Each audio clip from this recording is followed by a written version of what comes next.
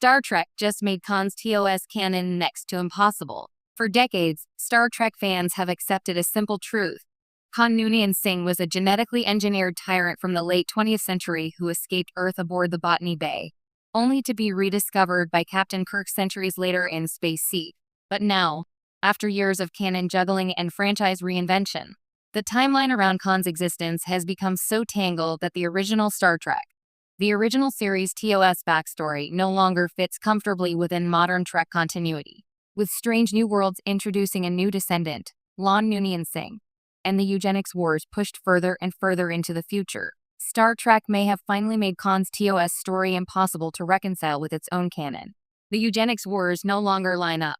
The original Star Trek established that Khan ruled a quarter of the planet between 1992 and 1996 during the eugenics wars, a massive global conflict caused by genetically enhanced humans seeking dominance. It was one of Star Trek's most intriguing bits of retrofuturism, a 1960s show predicting a near-future apocalypse that would reshape Earth before the birth of Starfleet. But that's where the trouble began. When the real 1990s came and went without any Supermen waging war across Asia, Star Trek quietly began revising its timeline. Later shows like Deep Space Nine and Voyager mostly avoided mentioning dates, and when they did, it was often ambiguous. The eugenics wars remained in the past, but not our past anymore. Then came Star Trek Enterprise in the early 2000s, which introduced the augments, genetically engineered humans created from the same project that birthed Khan. This series referred to the eugenics wars as events that occurred centuries earlier, subtly reimagining them as far more distant than 1990s history. It was the first sign that Star Trek was rewriting its own fictional history to keep up with reality.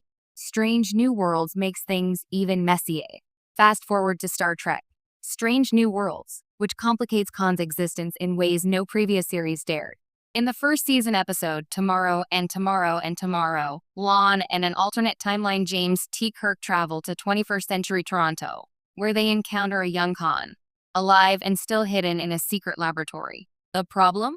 The episode clearly takes place long after the supposed 1990s eugenics wars, yet Khan is still a child. This isn't a minor retcon. It fundamentally shifts the entire timeline of human history in Star Trek.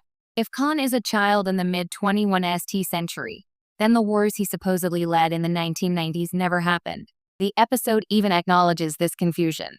The timeline is described as unstable, with history shifting between versions where the eugenics wars occurred and where they were delayed. It's as if Star Trek is trying to have it both ways, admitting that Khan's history no longer fits while refusing to erase it entirely. A canonical knot that can't be untied.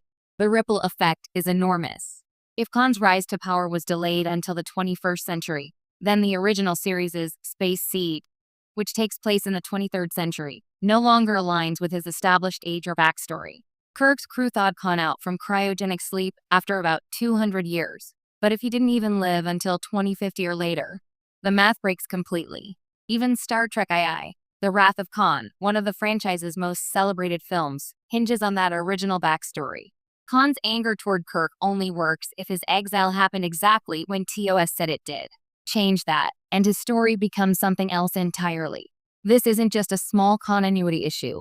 It calls into question how Star Trek handles its own fictional history. The franchise has always flirted with the idea that time can be rewritten. See First Contact, the Kelvin timeline, and Discovery's jump into the future. But Khan's case is different. It's not just time travel. It's retroactive world building that invalidates entire chunks of its foundational lore. Why Star Trek may have done this on purpose. Despite the confusion, there's an argument that Star Trek's timeline inconsistency is actually intentional. Strange New Worlds treats history as mutable, fluid, and constantly rewritten by time travel, paradoxes, and interference. The temporal Cold War in Enterprise, for instance, already established that multiple versions of Earth's past could exist simultaneously. In this context, perhaps Khan's delayed existence isn't a mistake, but a reflection of Star Trek's evolving understanding of time.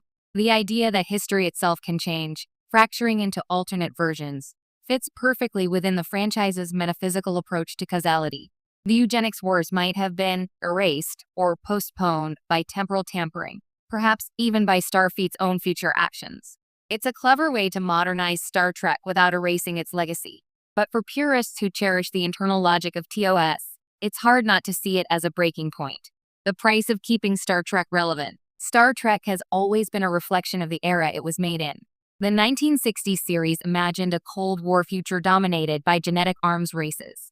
The 2020s version, on the other hand, sees a more complex,